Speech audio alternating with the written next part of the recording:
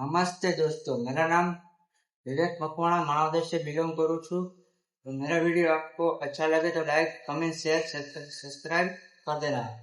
मैं आपको aloe vera gel के बारे में बताने वाला हूँ। एलोवेरा जेल का पहला काम है क्लाफ्टिंग करना और दूसरा बात हमारी बॉडी के अंदर जो कचरा है वो साफ करके बाहर निकालना। तो तीसरा बात हम जो खाना खाते हैं वो आहार गली से द्वारा।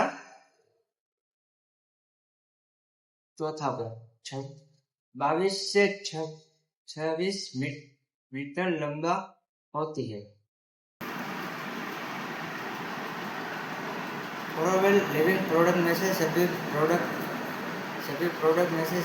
बेस्ट प्रोडक्ट है ओरोवेल एलोवेरा जेल है और उसके अंदर सभी मात्रा में एलोवेरा जेल होती है और ओरोवेल जेल में 90 एलोवेरा होती है। दोस्तों आपको वीडियो अच्छा लगा हो तो like comment share subscribe bell icon दबाना मत भूलिएगा, जैसे कि मेरा वीडियो आपको नोटिफिकेशन आपको आए। Okay, so thank you so much.